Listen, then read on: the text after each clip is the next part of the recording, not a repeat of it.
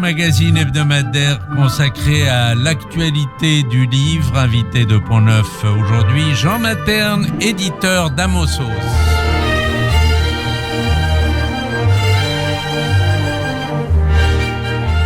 Jean Materne, bonjour. Bonjour. Merci d'être avec nous. Vous avez organisé dernièrement une soirée d'hommage à Amosos à Paris, au théâtre de l'Odéon, en présence de sa fille Fania, en présence de sa femme, du cinéaste Costa Gavras et de vous-même, avec des lectures de textes du grand écrivain. Dites-nous d'abord, Jean Materne, à quand remonte votre première rencontre avec Amosos et comment vous êtes devenu son éditeur et, on peut dire, son ami aussi? Oui, j'ai eu l'honneur, en fait, d'être son éditeur et de devenir son ami. Après avoir rencontré Amosos, d'abord j'étais simple lecteur et j'étais pas encore son éditeur et j'avais déjà lu ses premiers romans publiés chez Calman Levy en France. Car il a été fidèle à cette maison d'édition pendant de très longues années. Ils ont fait les premiers textes à la fin des années 60. Et puis arrive un texte qui s'appelle aujourd'hui en français Seule la mer, Otto Hayam en hébreu. Et puis il y a eu un changement de direction à la fois général et éditorial chez Calman Levy à ce moment-là. Et puis le texte est un peu tombé entre les mailles du filet et a été refusé. Et du coup, la personne qui s'occupait d'Amosos, son agent littéraire, si vous voulez, était un peu déboussolée parce qu'elle ne connaissait personne d'autre que Calman Levy en France, parce que Calman Levy s'était occupé depuis 30 ans de l'œuvre d'Amosos. Et elle me propose donc Otto Hayam. Je le lis pendant un week-end, je suis immédiatement subjugué. C'était suite à la foire du livre de Francfort. À l'époque, je travaillais chez Gallimard, je vais voir Antoine Gallimard, je lui présente en gros que c'est un pari fou parce que c'est un livre en prose poétique, que ça parle de tout et de rien, de la vie, de la mort, du cancer, de l'année sabbatique du fils qui part au Tibet, mais qui part en même temps des choses vraiment essentielles, parce que le grand talent d'Amosos, on en reparlera, est là de parler des choses absolument essentielles de notre vie, ce qui fait la quintessence d'une vie à travers des choses qui peuvent paraître très basiques et très matérielles. Ça, c'est un grand talent. Et je suis absolument subjugué par ce texte. J'écris une lettre à Amosos pour le convaincre que je suis la bonne personne pour être son éditeur en France. Et notre échange a réellement commencé à partir de cette lettre que je lui ai envoyée. Alors, vous êtes tombé un peu amoureux de ce texte, totalement. Otto Hayam, Seule la mer, qui est un texte de nouvelles, si je me souviens. Alors, c'est un texte inclassable. Non, ce ne sont pas des nouvelles, ce sont des courts chapitres en prose poétique qui, à l'arrivée, forment une sorte de roman, poésie. Donc non, ce sont pas des nouvelles à proprement parler. Ça appartient à aucun genre littéraire. À vrai dire, ce livre a une histoire aussi particulière dans sa genèse. Si vous me donnez une minute pour le raconter. Amos essayait à l'époque d'écrire depuis un long moment un livre autobiographique, un livre sur sa famille, un livre sur sa mère. Ce livre qui finira par écrire et ça s'appellera Histoire d'amour et de ténèbres. Mais il n'a pas, pendant de longs mois, réussi vraiment à démarrer vraiment ce livre. Et tous les matins, en se montant devant ces deux stylos et ces deux feuilles, vous savez qu'il avait un stylo bleu et un stylo noir, et deux feuilles, en fonction de son envie, il écrivait la non-fiction, parfois des pamphlets politiques avec le stylo noir, et puis la fiction avec le stylo bleu. Mais il se passait rien sur la feuille qui était prévue pour écrire ce nouveau roman, ce nouveau texte sur l'histoire de sa famille. Qui était à la fois un roman et un récit. Et un récit autobiographique et familial, oui, qui avait du mal à sortir, qui avait du mal à trouver son chemin en lui. Et en revanche, il passait quand même le temps à faire des petites notations en marge comme ça. Et ça devenait des petits poèmes, ça devenait comme ça des petits récits en marge. Mais la page, l'essentiel de la page restait vierge. Et puis, au bout de quelques semaines, quelques mois, il s'est rendu compte que il se passait quand même quelque chose, parce qu'il avait bien rempli les marges. Et ce qu'il avait noté pendant ces longues semaines, soi-disant d'inactivité romanesque, puisqu'il n'arrivait pas à aller au bout de son texte, c'est devenu Otto Hayam, en fait. C'est né comme ça. qui est un peu la cellule de souche, si on peut dire, de ce qui deviendra Histoire d'amour et de ténèbres. C'est donc, la matrice, en quelque sorte. Oui, la matrice, oui. Vous avez évoqué d'ailleurs au Théâtre de l'Odéon à la fois l'essayiste, le romancier, le nouvelliste. Celui qui domine à vos yeux, c'est quand même, à l'évidence, le romancier. Oui. Amos a écrit vraiment de très grands romans qui vont rester dans l'histoire de la littérature. Je pense que c'est par là qu'il s'impose vraiment sur la scène internationale de la littérature, vraiment à cette hauteur comme ça rare, parce que quand on atteint comme ça les sommets de l'art comme Amos a pu le faire dans ses grands romans, La boîte noire, Histoire d'amour et de ténèbres, il y a quand même vraiment des chefs-d'œuvre de la littérature. Oui, l'art devient rare. Il y a peu de grands hommes de grands écrivains qui atteignent cette vérité humaine, cette densité et cet art aussi de ne jamais se renouveler. Ce qui m'a frappé beaucoup en discutant quand même régulièrement, parce que vraiment on était souvent en contact, même quand il n'était pas en France. Je l'ai reçu en France pour chaque livre, avec son épouse Nelly. Je voudrais ici vraiment saluer aussi la contribution de la grande traductrice Sylvie Cohen par rapport à ça. C'est très important. C'était vraiment pour tous les derniers livres, c'était la voix de Amos Oz. C'est important vraiment de saluer à quel point elle était elle aussi en symbiose presque avec cette voix. Elle entendait la prose de Amos. Elle arrivait à transférer le charme, la puissance de cette langue en français immédiatement. C'était là aussi une très belle histoire. Mais donc, je crois que Amos va rester à cause de ses très grands romans.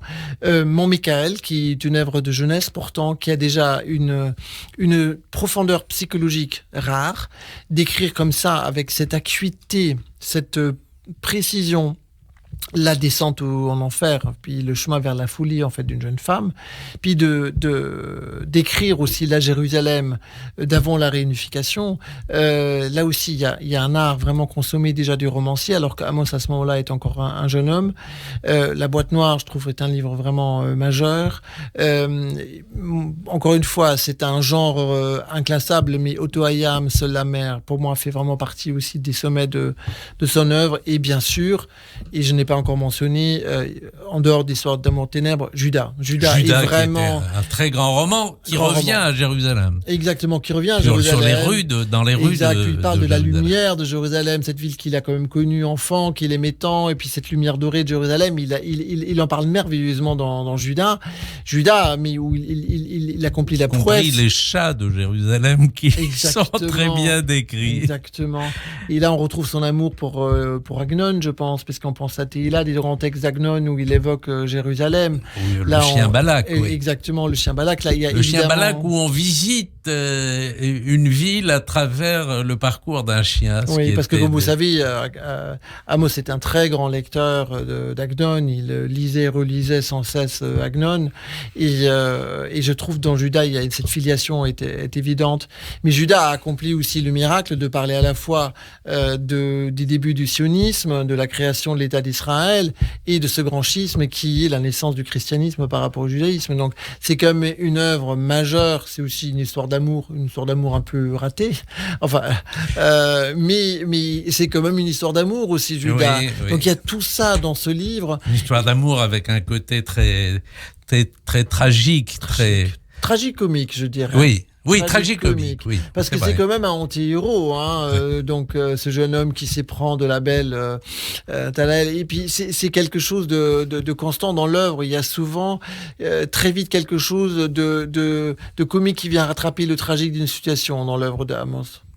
Alors, vous avez parlé du stylo. Je ne connaissais pas cette histoire, parce que je le connaissais bien, je le voyais souvent, mais je ne connaissais pas cette histoire du stylo bleu et du stylo noir. Mais alors, ça correspond tout à fait, parce que il y a l'essayiste qui était un homme engagé, qui pouvait être très clivant, qui aimait être clivant, Et alors que le romancier parlait à tout le monde, à tous les lecteurs, et était apprécié de tout le monde. Je ne sais pas si Amos aimait être clivant, il aimait dire ce qu'il pensait. Il n'avait pas du tout envie de ménager qui que ce soit quand il était convaincu de ses propos. Et il les formulait pas quand il l'était pas. Donc c'est vrai qu'il avait un franc-parler pour tout son engagement politique qui évidemment a pu déplaire à beaucoup de gens en Israël et ailleurs. Le romancier, en effet, je crois, dans la mesure où il touche à l'universel, dans l'être humain, tout en ancrant profondément ses personnages dans la tradition juive. C'est très présent dans l'œuvre d'Amos Oz.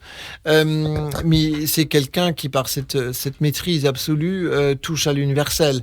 Et je pense que là, il est forcément plus rassembleur, si vous me permettez ce mot, que dans ses écrits politiques.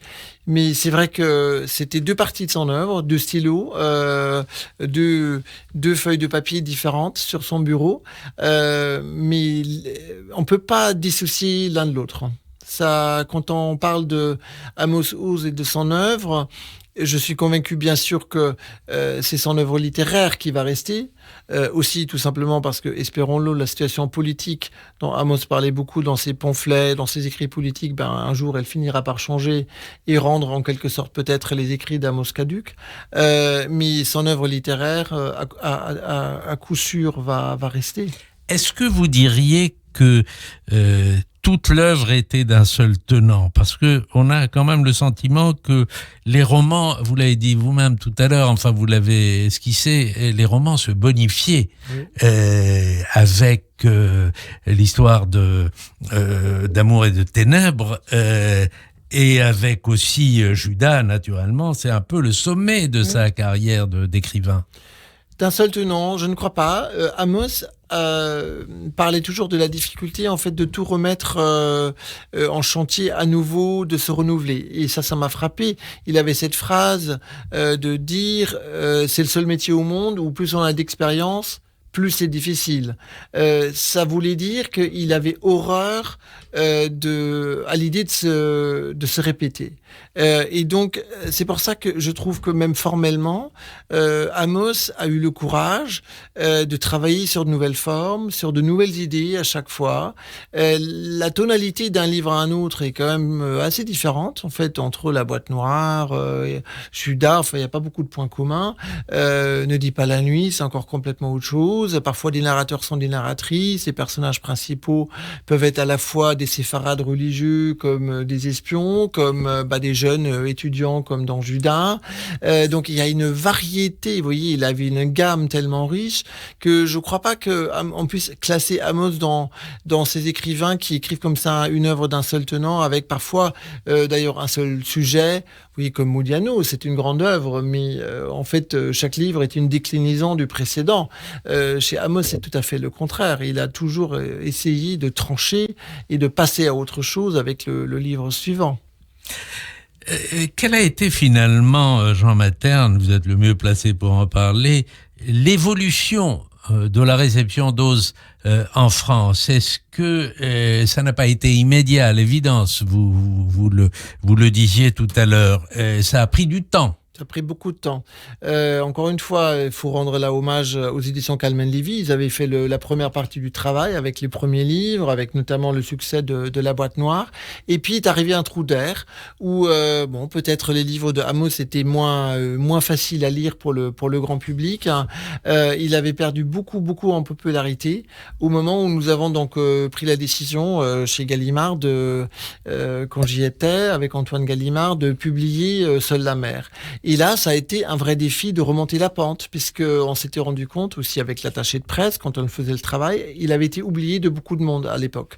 Et là, donc, on est à la fin des années 90, 99. Et il a fallu plusieurs voyages, vraiment, pour à nouveau l'imposer comme une voix incontournable de la littérature, d'abord israélienne, et puis la littérature tout court. Donc, il nous a fallu quelques livres, évidemment. L'ampleur et la richesse de Histoire d'amour et de ténèbres a vraiment, je dirais, fait le reste. Et il a fallu votre propre apport, je me permets de le dire, qui a été immense en la matière et pour lesquels tous les lecteurs amoureux de Oz, il y en a beaucoup, ont une dette envers vous. Il a eu beaucoup de prix et son nom a été cité plusieurs années de suite pour le prix Nobel. Est-ce que vous-même vous y croyez à un moment donné? Est-ce que lui y croyait? Alors Amos s'en fichait, sincèrement. Il était totalement indifférent à ce qui se disait autour de lui. C'est vrai que c'est plutôt les gens autour de lui qui en parlaient, et notamment en Israël où on avait envie d'un prix Nobel, d'un autre prix Nobel, puisqu'il n'y en a pas eu depuis 66. Avec Agnon. Voilà, qui en plus a dû le partager avec Nelly Sachs. Mais Amos était totalement indifférent à ces rumeurs.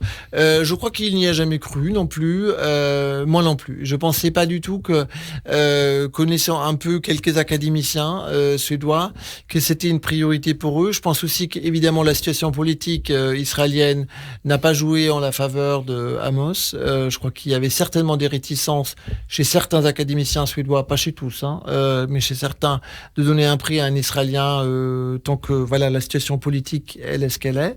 Je pense que ça n'a pas joué en sa faveur. Je crois que c'est pas un drame, c'était pas un drame pour Amos et c'est pas un drame pour l'œuvre. Elle est tellement puissante, et il est tellement riche et varié qu'elle va survivre à toutes ces questions-là.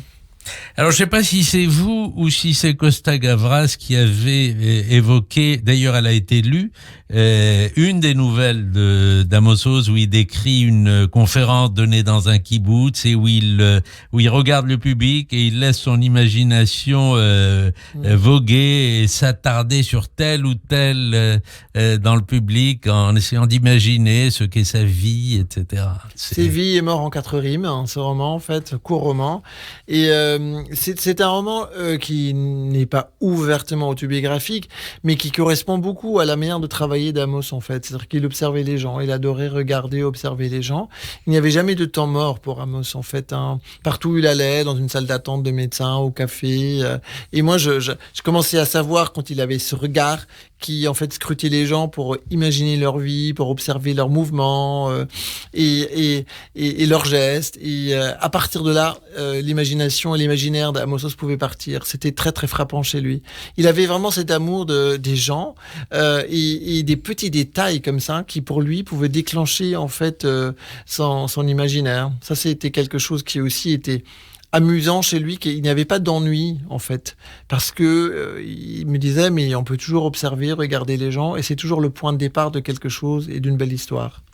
Alors Fania, sa fille, avec laquelle il a écrit un livre, a parlé de la vie de famille en même temps, et c'était étrange de voir que ce grand écrivain était aussi un père de famille très très présent. Très présent près de ses 3 enfants. D'abord, une bonne partie, évidemment, de leur éducation, c'est quand même faite au kibbutz. Donc, c'est là une éducation qui est très particulière parce que les enfants ne dormaient pas avec les parents comme c'était encore le cas à l'époque dans les kibbutz. Mais c'est quelqu'un qui, le jour du repos, parce qu'à l'époque, on travaillait vraiment 6 jours sur 7 dans un kibbutz, s'occupait beaucoup de ses enfants. C'est sa fille qui me l'a raconté. Ça, c'est pas Amos qui me l'a raconté, c'est plutôt sa fille. Fania, l'aînée, et c'est quelqu'un pour qui il m'en parlait chaque fois quand on se parlait au téléphone. Il parlait les petits enfants sont passés, on a fait ça, on a fait une fête ensemble en famille. C'était quelque chose de très important, la présence de sa famille. C'est compréhensible dans la vie d'un homme qui a évidemment souffert de perdre sa mère si jeune, d'ensuite de prendre la décision de quitter son père avec qui il avait une vraie mésentente, donc il a préféré partir au kibbutz où il s'est trouvé une famille de substitution en quelque sorte.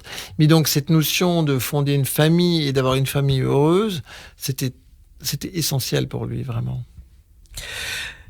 Costa Gavras a parlé aussi, c'était assez émouvant, de cette rencontre tardive dans sa vie, mais il a parlé, je crois, d'une amitié.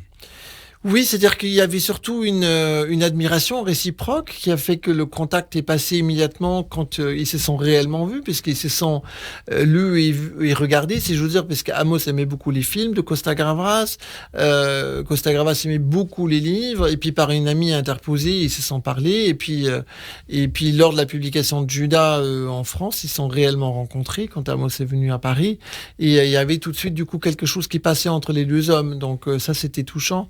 Amos avait cette grande générosité envers d'autres écrivains ou cinéastes ou créateurs, d'être curieux de leur œuvre. Ça. Vous savez, ce n'est pas le cas de tout le monde. Dans mon métier, je fréquente beaucoup d'écrivains, évidemment. Il y en a qui sont obligés ou qui se croient obligés de fermer un peu les écoutilles, puis de ne pas trop se pencher sur les œuvres des autres, ou qui ne sont naturellement pas curieux. Amos était très curieux des autres et était très partageur dans ce sens. Il a parlé aussi, si je me souviens, de son humour.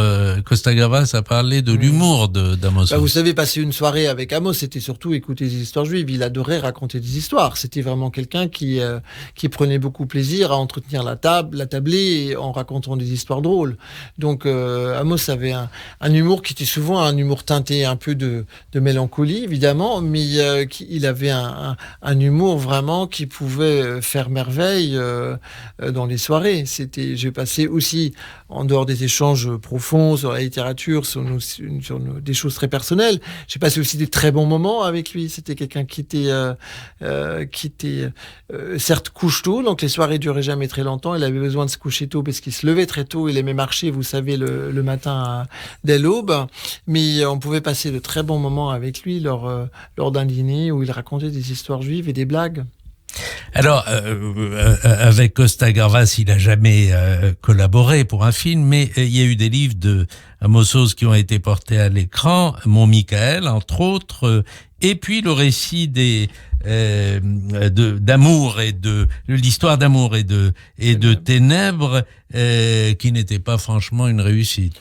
Amos a toujours regardé ça d'assez loin. En fait, il me l'a dit quand Nathalie Portman a adapté. Il s'en doutait, mais il a quand même autorisé. Oui. Il laissait faire. Il regardait ça d'assez loin en disant ça. Un cinéaste est un autre créateur, il en fait autre chose, etc. Mais c'était pas essentiel pour lui ces adaptations-là. Alors on va passer, si vous voulez bien, mais je vous ai averti, la séquence du questionnaire Pont Neuf, êtes-vous ceci ou êtes-vous cela? Les réponses sont nécessairement plus courtes, mais vous pouvez quand même argumenter d'une phrase.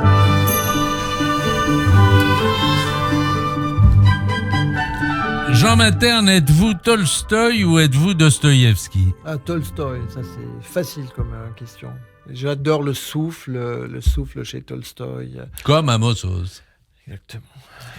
Êtes-vous Soutine ou êtes-vous Modigliani? On oublie souvent que Tolstoï a eu beaucoup d'influence sur toute la littérature israélienne et sur toute l'entreprise pionnière sioniste. C'est vrai, vous avez tout à fait raison. Modigliani quand même plutôt. Modigliani. Êtes-vous Ben Gurion ou êtes-vous Jabotinsky? Ben Gurion.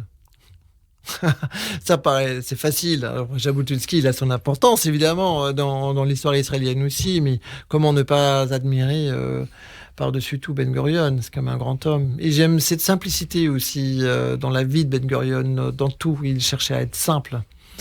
Et ça, je trouve ça absolument remarquable par les temps qui courent.